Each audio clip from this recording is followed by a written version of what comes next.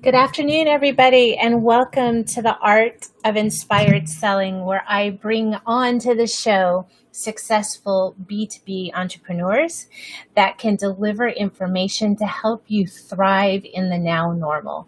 And today, in honor of Patriots Day, I have a very special guest who is not only a veteran, but I have a guest who works to help veterans and other people with their mindset and how it shows up when they're looking to progress in their career or whatever else they might be doing. So as always, I pull over my guest's bio and I give you the exact information about them. So today we have with us Robert E. Willis. Robert believes everyone has a hidden drive, something that will motivate them to accomplish any feat or task they place before themselves. Whether training bankers, instilling motivation in students, or helping veterans find employment, Robert has proven experience helping people get into the right mindset to set and accomplish goals. And don't we all really need that right now? Goal setting is so important, and the mindset to get it done is really, really, really important. So as a motivational writer for over 20 years, Robert has written material that has inspired individuals on all levels. He has a highly animated personality, and his genuine, enthusiastic attitude creates positive synergy. He has been published many times and is an active writer on LinkedIn. His latest book is called Inside the Matrix, The Power of Choice. So I will skip down to the bottom. Robert is a proud veteran of the United States Marine Corps. Aren't we supposed to say ooh-ah right there? And has used this specialized training to teach civilians how to have a strategic way of thinking when it comes to accomplishing goals. So without further ado, I'm going to bring on the screen my guest, Robert. Nice to have you here. How are you doing? Hello, how you doing? I'm great. We're printing out. I'm not in your we're at, so I've got the whole tropical thing going. We might even do a little California luau or something. I mean, I don't know. Maybe we need our own little hokey pokey There you dance go. there. Yeah, little vibe, a little California dreaming. Maybe we could have some music in the background. And it is Friday, Fry-yay. There you Hey, go. and so speaking of Fry-yays, Robert, give us a yay. Give us a win that you've had this week that helps with your own mindset. Before we get into all the other stuff, totally off script, do you have a win that you want to share this week? Because we celebrate wins around here on Fridays. As a matter of fact, I do. Here in the Veterans Program with the state of Minnesota, we are opening up more inclusion and equity into our system and getting some formalized training, which is something I think here in Minnesota is a great opportunity for us to help work with our local businesses throughout the entire state. So I'm very, very, very proud of that from the upper management level all the way down. So let's give a little clap for that. I have a new client too right now that's totally focused on, and she's teaching me a little bit. It's not just diversity and inclusion, but the whole equity piece is a new part that I'm learning about, and I'll have that client of mine as a guest in the very near future, so we can talk about it. So Robert, where are you seated today?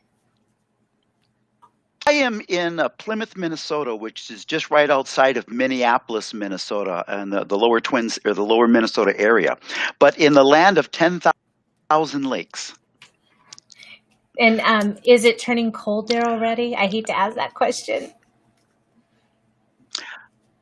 Oh, no, not at all. It lasts beautiful. It was warm, hot, sweats. Something happened over the winter, and it is now fall. So it's a little chillier outside.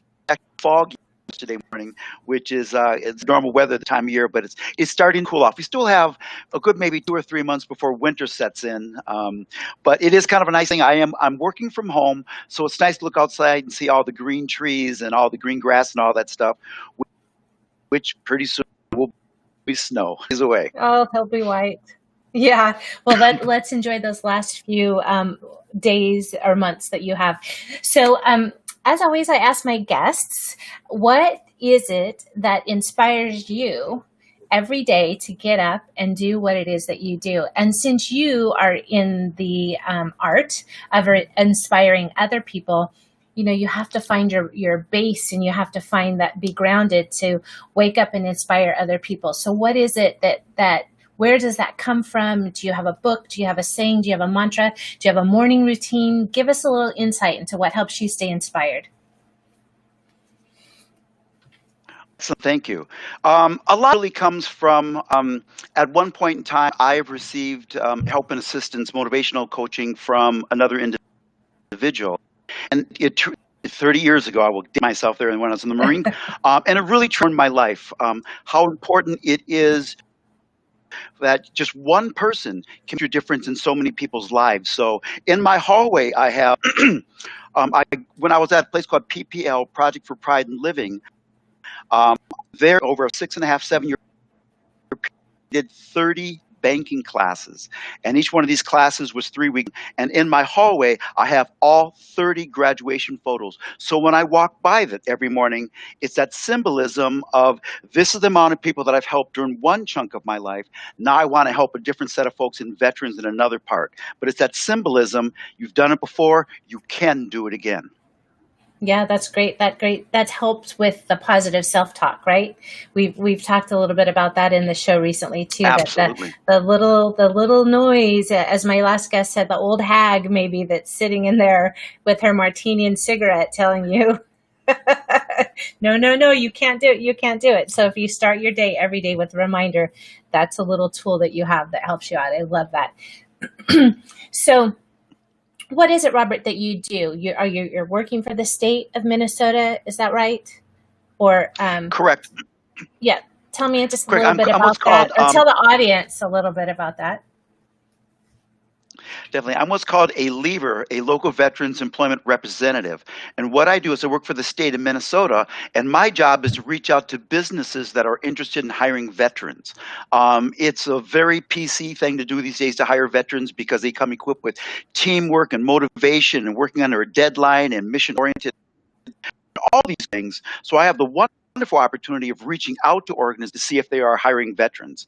I work closely with another person, a couple other people that are called DVOPs, and that's a Dislocated Veterans Outreach Program. And they work one-on-one with the veteran to get them ready and prepared for the interview process, whether it be resumes, mock interviews, housing, transportation, anything like that. And together we get our veterans employment. I'm also the lead for the Homeless Veterans Program for the state of Minnesota.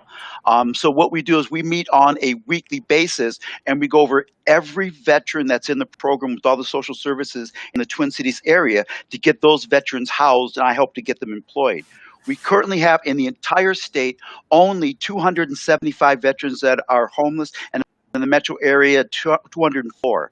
Our goal is to get that number reduced down to 0, and that was our goal for 2020, but we had a couple hiccups with some of the things that happened around the nation. So we are in the process of doing that. We've never missed a meeting, and we're constantly working to get these veterans not only housed, but employed as well. That's great. That's such a wonderful cause. And I'm sure every state has that type of program. Where do you guys stand within ranking about the number of veterans that are either homeless or unemployed? I know that those is a statistic that they keep. Are you guys higher on the rank, lower on the rank? Is it like in line with population? How is that ranked? Well, we're ranked in several different manners, but in this particular one, we are in the upper echelon. That so many social services available in the Twin Cities area. What I am very proud to say is we are the top 5 states in the entire nation that treats their veterans the way that we do. We have social services programs across the board. Our funding and our grant came from the Department of Labor in 1930. Veterans are getting out of the military or have been out for quite some time, that we have services available free to them to help them get any kind of services that they need.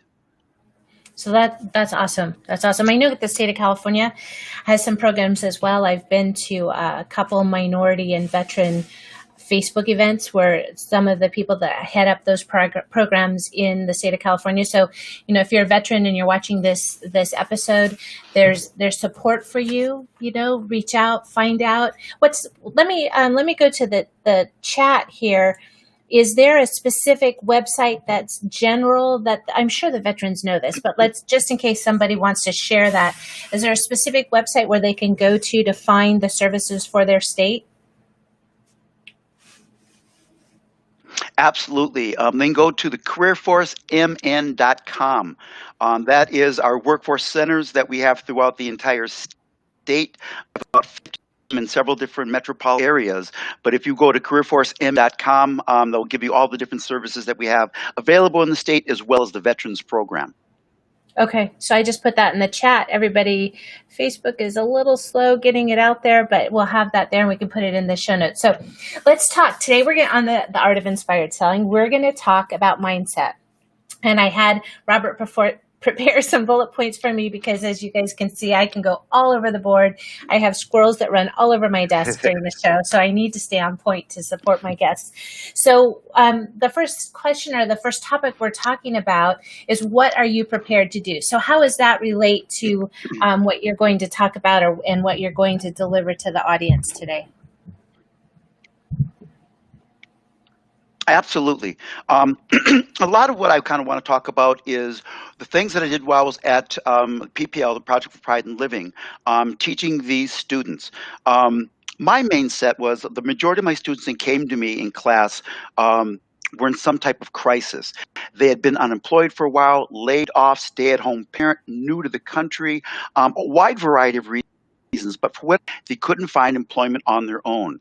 And when they came to me, their confidence level was really low. So my goal was, in that 3 weeks period that I had with them for each class, is to get them to perform at such a level that they get interviews and get hired by employers. When I first started there, the rate was between 30 and 50%. My very first class, it went up to 90%. Wow, And the reason for that is the mindset that I wanted my students to have. Yes. And it was something, and it stayed there for the entire 6.5 years that I was there, and sometimes 100%. But on that very first day of class, one of the things I did for my students is I would give them this sign that says, "What are you prepared to do?" And they would kind of look at it and wonder what that meant. And what I'd do is that I would tell them to put that someplace where they could see it on a daily basis, on the front of the refrigerator, on the back of their front door, bathroom mirror, bedroom wall, someplace like that where they could see it on a daily basis.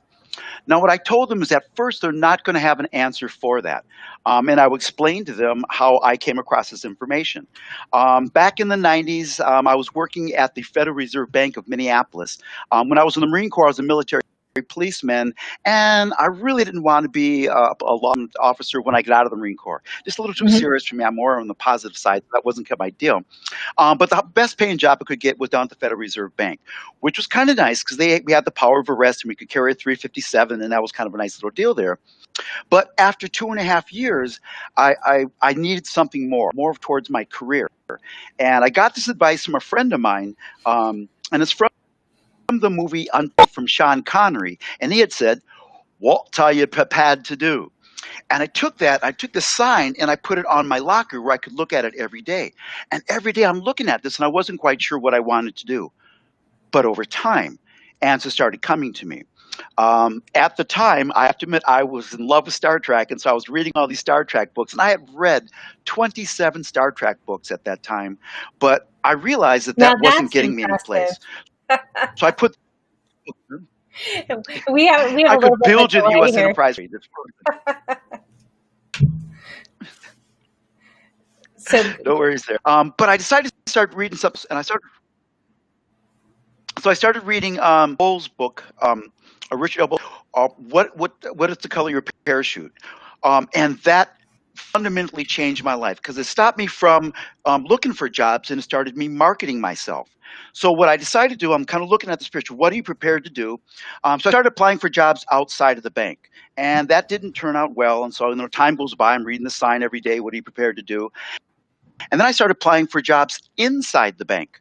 And I would get the responses back, "Thank you, but no thank you. We'll keep your resume on file for 6 months." And then I decided to do some research. And I found out since 1915, when the Minneapolis Federal Reserve Bank first opened up, that not one guard had ever been able to go the protection department into the mainstream bank. And I kind of thought it was wrong. I started writing these letters to human resource. Not something I would recommend doing, but that's what I was prepared to do. And they got the letters and they realized that I had the ability to write a correspondence. They gave me an interview and I was able to convince them in that interview that I was qualified to be an admin assistant. And they gave me the job. The first one ever to get out of that department. But it was that mindset. That's what I was prepared to do. And while I know you guys, we have a Accessories. They would sell these we have a motivational little materials and delay. things like that, with motivational quotes. And Let me say we have a little bit of delay, and so as you know, you guys, the primary audience that we like to talk to right now is B2B entrepreneurs. But the reason I wanted to have Robert on the show, especially now, is because while businesses might not be doing so well, or businesses might be failing, or if you're an executive sales representative and your entire sales team was let off, your mindset right now through this COVID time, through the pandemic, however it's going to last, is so important. And so I want you to listen to some of the things that Robert did in his past, some of the messages that he's delivering through the positive mindset, and take that in and think about how you can adapt that to your current situation, to my business sucks right now. What are you prepared to do? So think of, as he's talking, think about how can you take that information in and break it down to apply to yourself. So sorry for jumping in there, Robert. I wanted to just throw that out there a little bit and continue. well, absolutely. Absolutely. So I get this catalog from Successories, and I decided to go work for this company, not because it was just a job. It was something that I was passionate about, and that changed everything. I had a 3-hour interview, and during that interview, become a sales associate. The district manager listened to me, and he actually wound up giving me a management position. I'd never been in retail before, had never been a manager before, but in that interview, I was prepared to convince him how I could do those jobs, and he gave it to me. And once that happened, once I finally got a position that I was passionate about, it absolutely transformed my career, because I kept going for those things that, if this was where I was expected to be at, I started going up here, because it had broke down that fear of going for those that I might not necessarily be qualified for. And that's what made a difference. A lot of that happened. I worked there for 5 years, absolutely loved it. And in that position, I learned the art of selling, the powers of persuasion, how to read body language, facial expressions, all these things that come in handy when you're in that retail field. These are things I became an expert at. And that's when my growth and development really started coming in, because I started believing more in myself, because I had myself some set limitations that go this far, but then I learned I can go much further. There is no glass ceilings if you don't put that ceiling on yourself. That allowed me to go to a couple of different things. I wound up going to work for a high school, and that about our educational system. But more importantly, what I kept seeing is all these students that were being pumped out into the system that didn't know what they wanted to do with their careers. They didn't know what they were passionate about.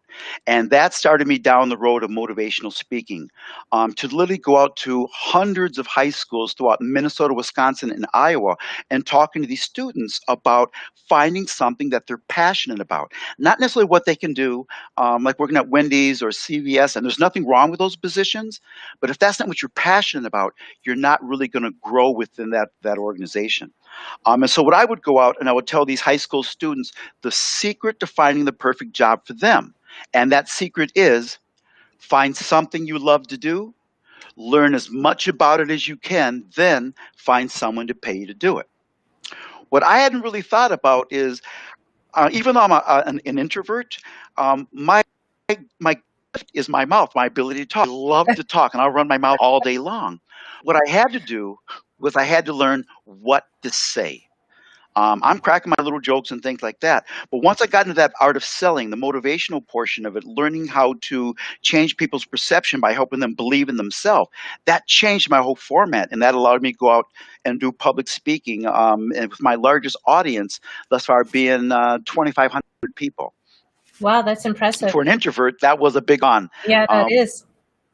But it's thing I fell in love with it. It was no longer. So for me, that was a really important aspect. In my current role, reaching out to I absolutely love doing that. It's really got a lot of fun. But what I started coming across was a lot of these folks that had been laid off, these recruiters that had been furloughed or laid off or what have you. And so I would kind of take off the vet rep hat and put on the career counselor hat. Really kind of got back into that people, a lot of motivational coaching with people. And one of the things that I've found for most people, if you have the opportunity to find a mentor there that believes in what you believe in, connect up with these people. A lot of my Yes. students would come to me and they're feeling a little kind of distressed and stressed and things like that. But that conversation with somebody that has a very positive attitude, that is insightful on how to keep making positive decisions, that is, it's a great relationship to have with somebody once you establish that.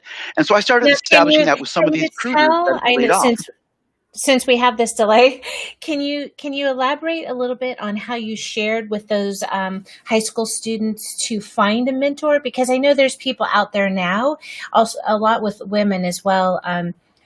Women, well, okay, I'm a woman, so I have that experience, but I think women are afraid to ask other women to mentor them. Maybe I don't know what it is. So do you have any tips for how to approach someone that you might want to be mentored by, or like how that conversation would look? Any suggestions on or advice on that? Absolutely. One of the things, especially within the high school mind, is that they're trying to fit in with so many things. They're trying to fit in with the other students.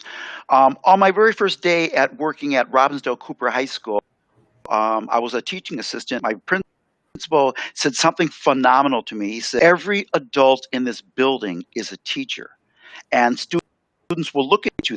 And sure enough, a lot of students would come up to me unsure of who else to talk to, because talking to their friends wasn't really helping, because their friends are, it's a squirrely mindset. But they're hungry. They're passionate about finding somebody to talk to about what they wanted to do. A classic example, I had a gentleman that was in for people. I was kind of asking folks, "What do you want to do after high school?" And he was like, "Oh man, I want to be a baller. I want basketball." And I took him aside and kind of had a one-on-one with him. And I asked him, what do you really want to do? And he goes, "Oh, Mr. Willis, I want to grow things. My mother has a garden in her backyard and she's teaching me about soil and light and all these different things. And I really like that." And I said, "Well, why do that in front of the other people?" He's like, "Oh, Mr. Willis, that's not cool. They wouldn't appreciate." And so what I found is that a lot of these students are far more receptive to positive advice on a one-on-one basis. In Okay. the crowd, they're trying to be cool with the rest of them, but they're very eager. And if you ask them, "Do you want some one-on-one time?" A lot of times they will say yes. Okay. So it's really just as the mentor, maybe finding somebody that will open up in case somebody's looking for a mentee. The delay is driving me crazy. Absolutely. I think in a sense that it starts out, I became a personal coach in 1996. And the mindset I had as a personal coach is I will never tell somebody what to do. That's not my place. What I like to do is I like to present as many options as I see and present it to that person, because this is their path, this is their trail, and whatever they choose, then I'll support that. And in many cases, we do folks that 2 or 3 or 4 different decisions in front of them. If you kind of give them the options available with each one of these decisions, that really helps out. I'm currently working on a piece right now that's called basically a decision tree. And it's talking about how to use that when you're making decisions. If you have this decision, what are the potential outcomes? And for each outcome, what are the outcomes of that? All based off the game of chess. In chess, if you're familiar with Interesting. the Yeah. game, you have several different Mhm. opportunities to move, and that's how it teaches and trains you how to make better decisions. Is looking at all the options, not the most convenient, but which one in the long run will be more beneficial for you. So do you have a copy of that decision-making tree that you can share with everybody? We can put it in that's like a really good tool to have.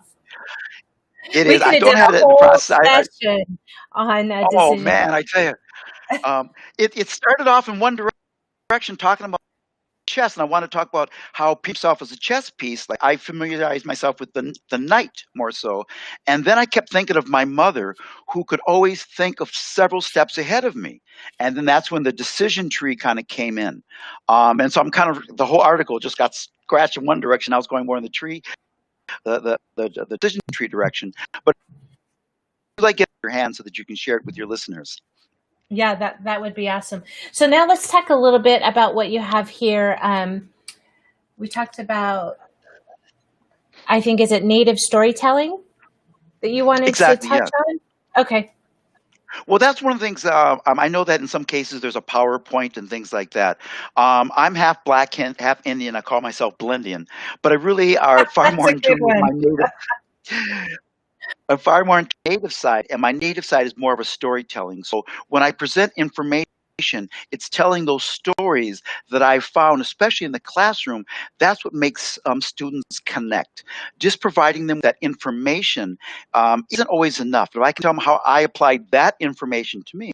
So when I tell them to put this up on their first day of class, I tell them why. When I was at the Federal Reserve Bank, this helped me get out of that protection department as a Mhm. security guard into administration. And then I went from administration into retail. But it's that constant test of myself.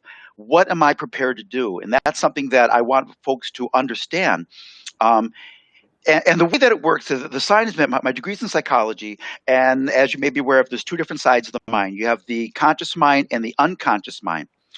Well, the conscious mind is busy doing everything that you're doing every day. When you're cooking dinner, it's engaged. When you're watching TV, when you're driving, when you're sleeping, the unconscious mind is engaged with you. But the unconscious mind is always turning. 24 hours a Yes. day, it is always looking. So when I tell people to put this on the refrigerator, when they get up at 2 o'clock in the morning, get that cool glass of water out of their fridge, the subconscious mind is going to read that and ask them, what are they prepared to do? A case example, I had one of my graduates. She was living in her mother's basement with her 3-year-old child, and she had just been learning a job. And she came to my class and she put the sign on the wall, and she kept using it. And that was in 2013. She went through the class, aced the class, but was afraid of interviewing. But she was prepared to sit down and practice interviewing. Got a job at Wells Fargo as a teller. She kept pushing because that's what she was prepared to do. Within a very short period of time, got a job as a CSSR, and then got a job as a personal banker. And now a couple years later, she's still focused and she wants to get a job as a recruiter. But it's asking her own questions.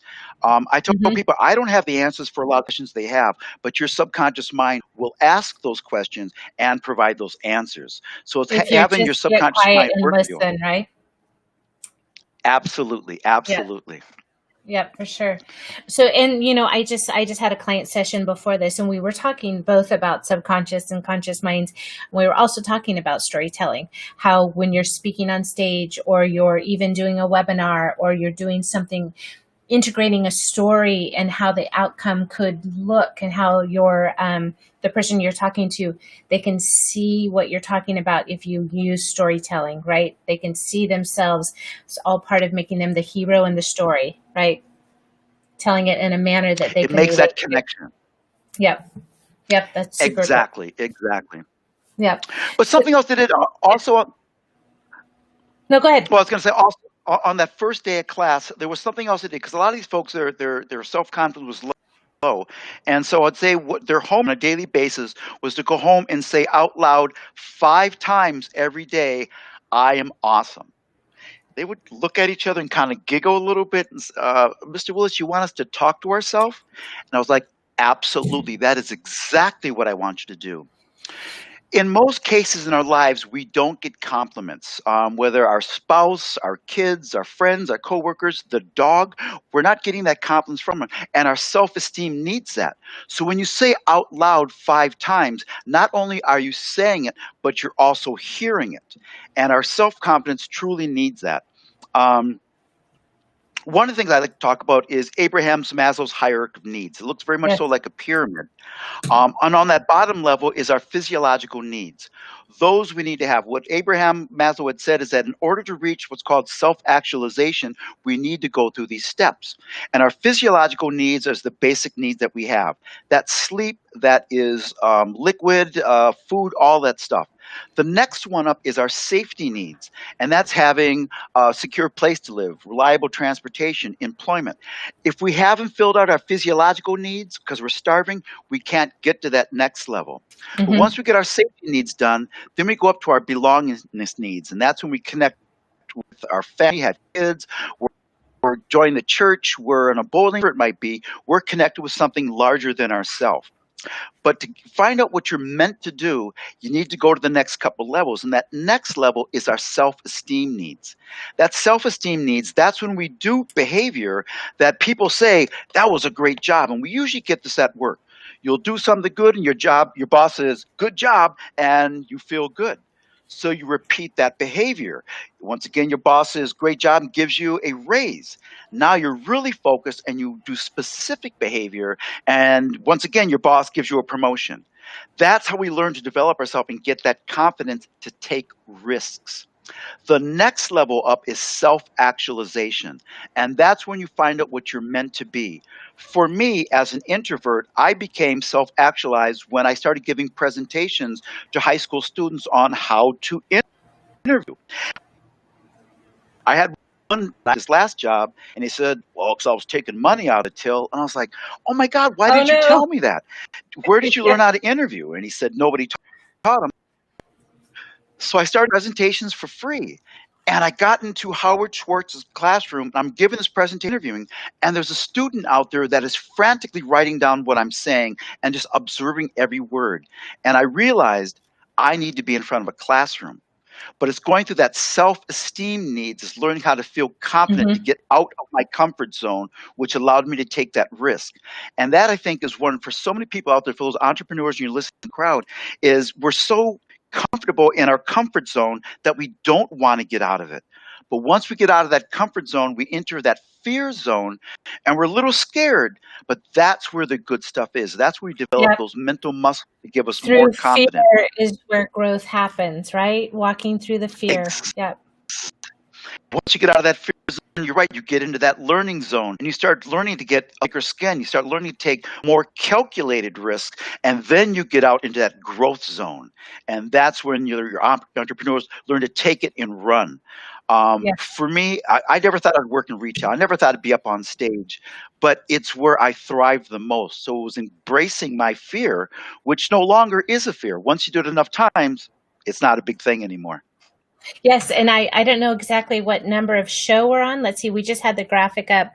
Let's see what we're on here. Oh, it doesn't say. So I think we're on like show number 34, 35. And it probably took me, yeah, I think it took about 20 shows for me to feel comfortable to talk on this platform, right? And it was just like, that book, I think there's a book, Feel the Fear and Do It Anyway. And Felina Hansen, who's a mentor and owner of Hair Hub, she says, always ready, fire, aim. And so you actually have to live and adapt those things, right? You're going to fall down. You're going to fail. We're doing this show. We have a delay. Like, I don't know. We just do it. We just work through it. We do things. So don't be afraid, you guys. Get your mindset. I think I'm going to print a sign for you and have it as what are you prepared to do? So you guys can print that out and have it on your mirror or have it down your hallway or whatever it is that you need to do. There's also I like John Asraf, who's local here in San Diego, and he says you're either interested or you're committed. Right? I'm interested in having a live show. I'm interested in getting a new job. I'm interested in having new clients. I'm interested in running my own business. But are you interested or are you committed? And if you're committed, what are you prepared to do to make it happen? Right? And it's every day that you wake up with that drive. Yeah, I love it. I love all that. So, yeah. Go. Well, I was just going to say, I like to teach in the classroom, and I have a lot of fun doing that. I'm not a techie person, but when this COVID-19 thing took place, that's where I had to move to, was doing a virtual veterans job club, which I do every morning from 10 to 11. But you're right, those first couple, I was a little nervous because I was worried about things going wrong. But it's brilliant when things go wrong and the universe doesn't fall apart. That builds that confidence up again. I've Yes. actually lost all communication with everybody during my show, had to log off, log back on. But you're right, it didn't stop anything. The show kept going, but it was just sometimes that fear, it paralyzes us. And I think for the entrepreneurs out there that want to embrace in something, it's that fear. You're going to be afraid. It's going to happen. But you're right, either you're going to do it or you're committed to it. If you really want it, you'll break through that fear. You'll break through it, and The then acronym, you'll, like I forget which fear. president said it, but it's just the fear of fear itself we're afraid of. Yes. And forget everything and roar. There's your answer for the acronym for fear. Forget everything and roar. Just do it, right? Just do it. So what other stories do you have for us, Robert, before we wrap the show? I know you have so much wealth of motivation and stories. What other topic did you want to cover while we were here? Well, I just want to mention something, the application of what are you prepared to do. If you apply this to all different areas of your life, it can be very beneficial. Recently, roughly about early July, I'd realized that I'd put on a little extra weight since I've been working from home. Like the whole Running up and down world. the stairs, going to the copier back and forth, and all these kind of, and what I decided to do, I wanted to lose 15 pounds before my September 4th birthday. I had a ways to go, and had packed on some weight. I worked out a 9-week program that if I kept the program, I would reach my desired goal. It was literally power walking 2 miles per day, and it's a goofy power walk, so I'm kind of going back and forth like this. Funny to watch, but awkward to do. And I started out doing 101 crunchies. So it was just like 5 days a week. Then I got into doing, got down to the power walk, and then I started doing 1,001 crunchies per day, which I've been Holy doing cow, now how long for did about that take? 5 6 weeks. It took me about 4 weeks to get up to that, because that first 100, that was the hardest, because get to 100, you're sweating and all this stuff, and you work up to 200, and then after that, it just got easy. The so I pushed it. So I was at 300. I said, let's try 500. Let's try 700. I went from 700 to 1,000 because my body had Wow. acclimated. And I'm happy to report by September 3rd, I had lost 16 pounds. But it was that Congratulations. mindset. It wasn't to, woohoo. It wasn't the mindset to impress anybody else. And I really like doing that. I like getting the accolades. But I needed to impress myself. This was for me. If not do this, it felt as if I was letting myself down. So it was a birthday present for myself. And so I encourage those folks that are out there, do miniature challenges for yourself. These miniature challenges are what really make it. I remember before I ran 2 marathons, but it was those 5Ks and those 10Ks that were those miniature successes that got me through to that 26.2 miles. And Yes. if you start off with those little things, and build up, like you had said, Kathryn, commitment. You have to be committed. Those days I did not want to go out there and do it. I did it anyhow, because it was a gift to me. And those are the There's days when a it wonderful feels the quote out there, and I just best, love quotes. right? It feels the best when you wake up and Exactly. you feel, it's just exactly why we're bringing people on the show, right? What is it that makes you wake up and drive and do what you do? Like, I feel like crap today, but I'm going to do it because if I fail myself, then the way you do something is the way you do everything, right? So I need to at least prove to myself that I can do this and just do it. Just start it. Just do it. Yeah. And once you do it by yourself, it's easy to do in front of others. Mm-hmm. And it's like these simple daily folks about this. It's a question that I ask is if they make their bed in the morning. There's no right or wrong answers, but for me, I make my bed every morning because right away I've accomplished a goal. It's a very small goal, and Yes. It's sometimes a that win. might be the only goal goal I accomplished that day. But it is something that I like that. Exactly. And the more wins you have, the more your self-esteem goes up, the more your confidence grows. Mm-hmm. Yep.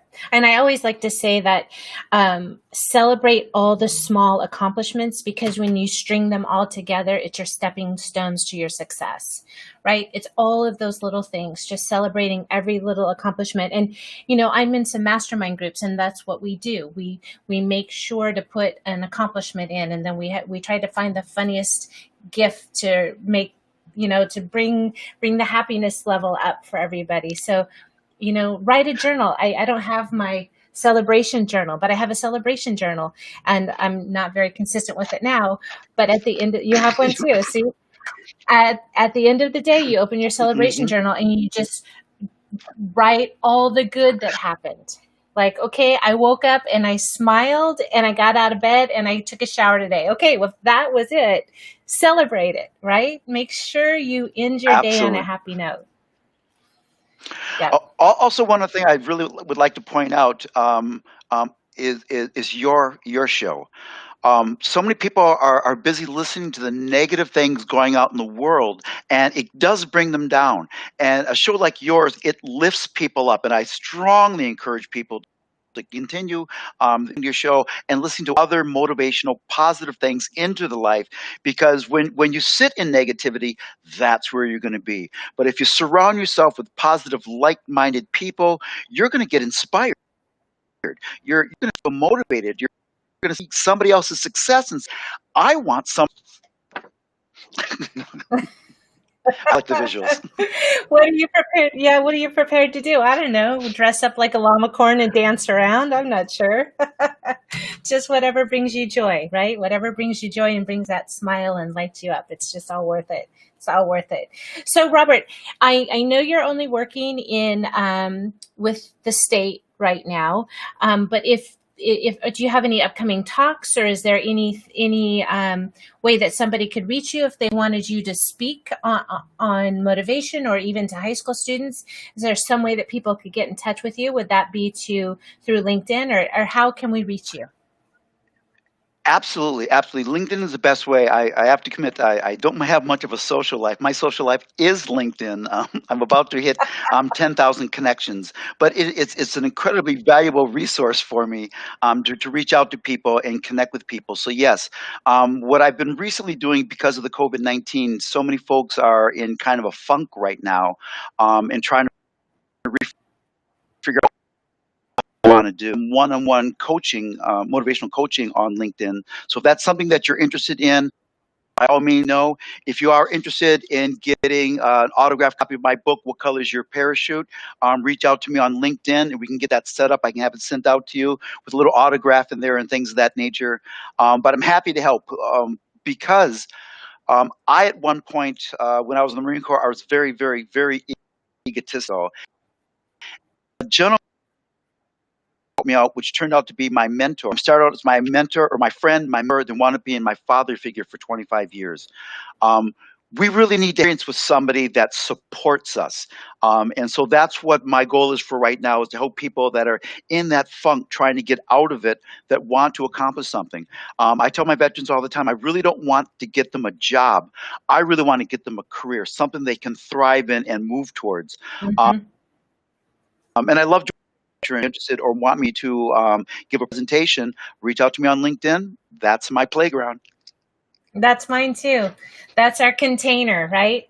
And that's where we met each other. So I'm telling you, people, LinkedIn's where it's at. It's the virtual network. You can meet fabulous people like Robert. Absolutely. And so, as we wrap today on this day of 9/11, I want to just take a moment of silence, because 9/11 was such a big deal. So if everybody could just breathe in, and we're going to take a moment of silence to remember what happened, to remember those people, the lives that were lost. We're living in this pandemic, but it's still, we're in the best nation in the world. So let's just take a moment of silence to honor all those people.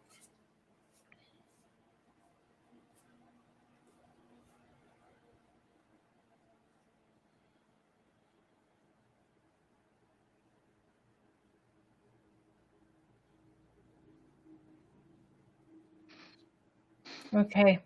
All right, you guys. So, with that, we're going to wrap today's show of the art of inspired selling. And Robert, thank you so much for what you do for our veterans, for the state of Minnesota. Thank you so much for giving, because that's what I'm all about as well, right? We're giving to help people, to help motivate you, to help maybe giving you a little bit of push to make your day a better day. That's why the art of inspired selling is here. And that's why I'm bringing all these wonderful people on the show. So, Robert, if you stay on just a minute, I'll wrap the show, you guys. Next week, we have another full lineup of wonderful people. If you're not subscribed to the email list, please get subscribed. You can find that on KathrynEvans.net.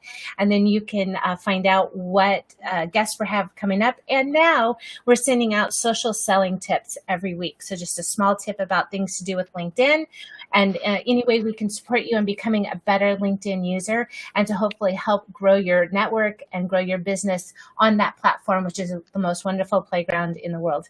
So thanks so much. I will talk to everybody next week, and have a wonderful weekend.